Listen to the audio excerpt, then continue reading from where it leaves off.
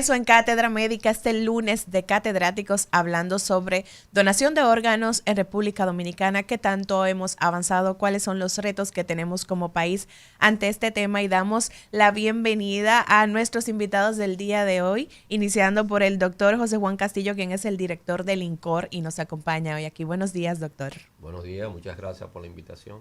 Gracias a usted por aceptar y por estar con nosotros aquí hoy. También damos la bienvenida al doctor José Caraballo, coordinador de trasplante del Hospital Plaza de la Salud. Buenos días, doctor. Buenos días y gracias. Gracias a ustedes. Y un testimonio muy especial, una participación muy especial de Saidi Peña, quien es paciente trasplantada de riñón. Saidi, gracias por estar con nosotros. Gracias a ustedes por la invitación.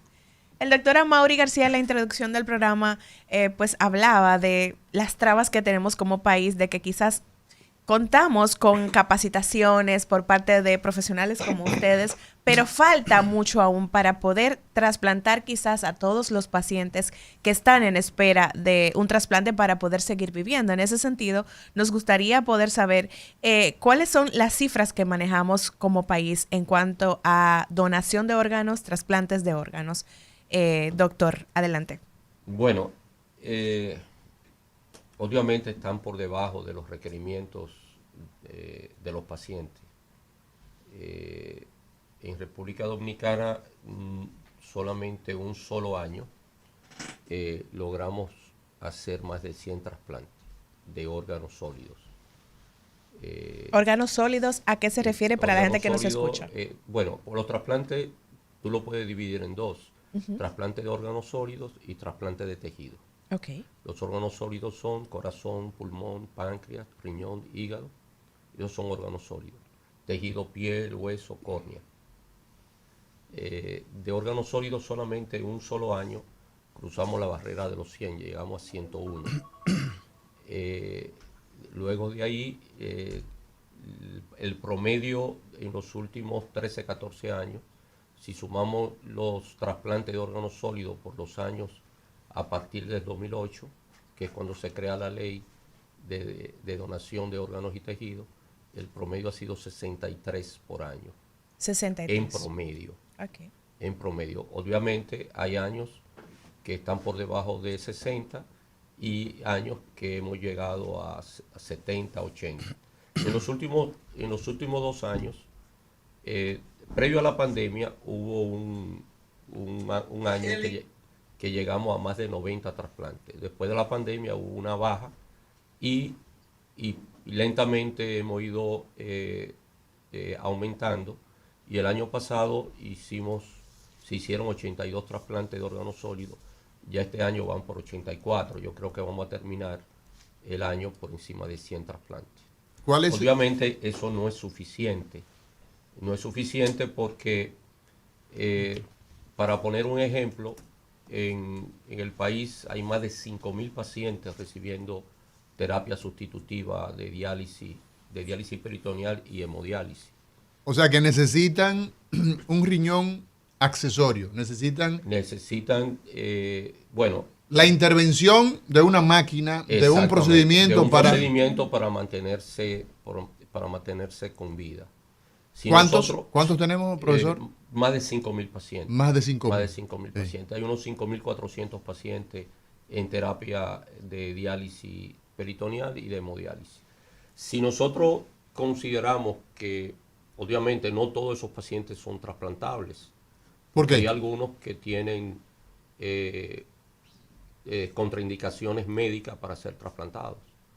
Pero si consideramos que un 40-50% de esos pacientes son trasplantables, estaríamos hablando de que 2.500 a 2.600 pacientes de esos que están en diálisis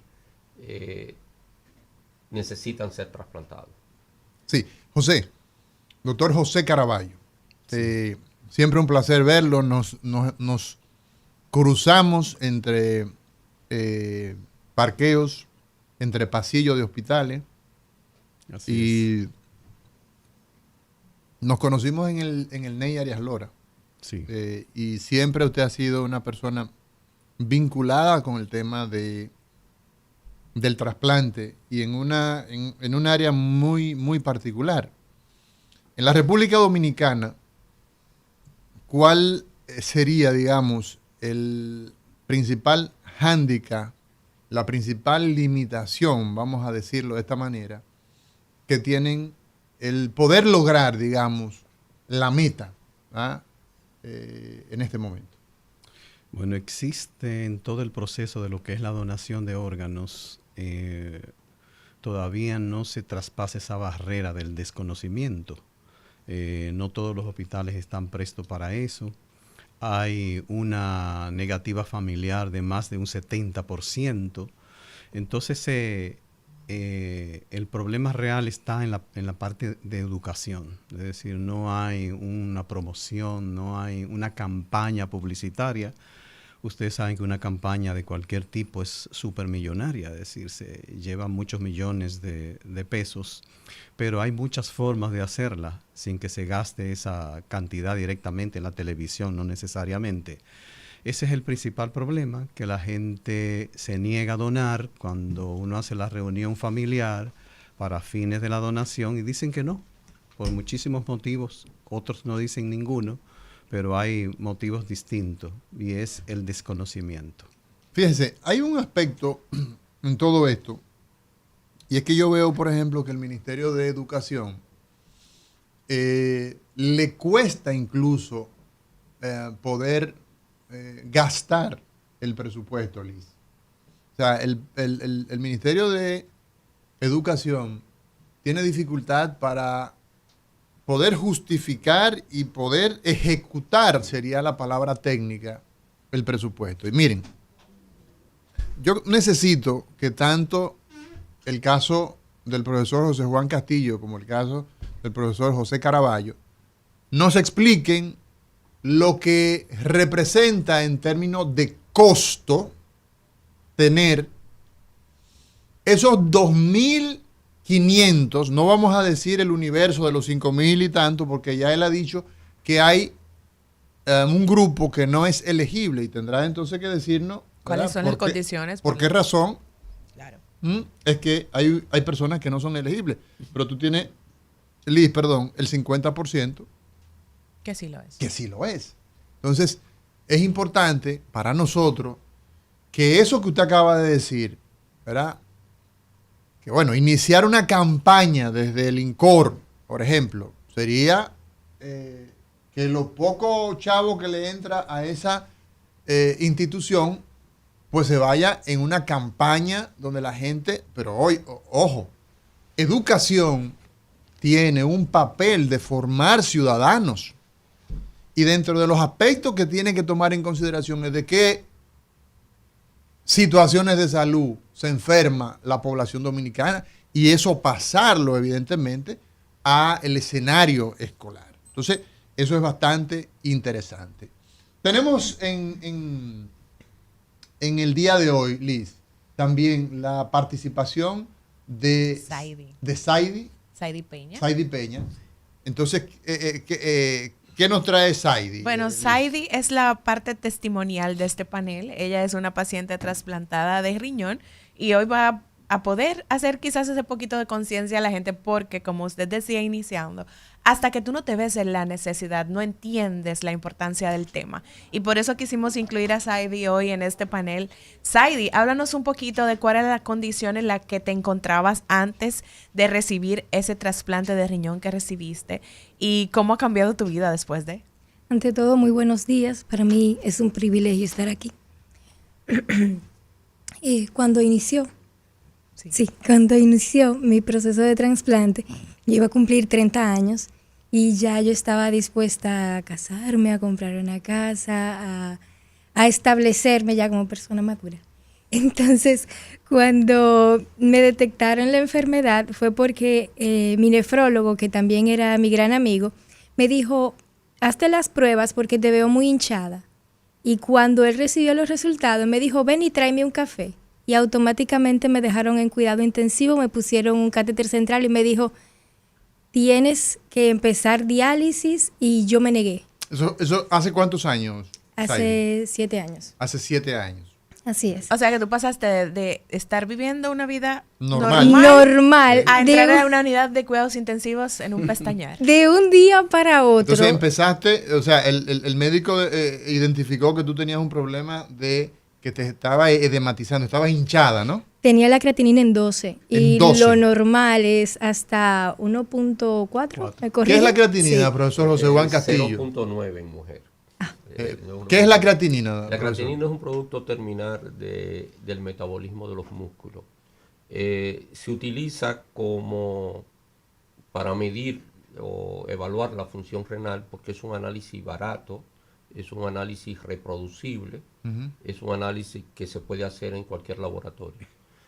La creatinina no da síntomas, la creatinina alta no da síntomas, pero la usamos como se produce a una tasa constante y se elimina solamente por el riñón, pues la usamos para medir la función renal. Entonces, ¿cómo es eso que creatinina alta implica que el riñón tiene problemas? Explíquele Muy sencillo. Explíquele de la forma más simple y llana a la población. Muy sencillo, como se elimina, como se produce a una tasa constante y se elimina a una tasa constante, si se aumenta sus niveles en sangre, uno puede colegir que los riñones están mal, porque no se está eliminando. Pero no se hace en la orina, No se hace en sangre. en sangre. Porque aumenta sus valores en sangre. O sea, Si no se elimina, es que se está por acumulando. se está acumulando. Y Y si- si se está acumulando es porque los riñones no están Porque funcionando. están bien. durmiendo los riñones, ¿verdad? Exactamente. Están medio dañaditos. Sí.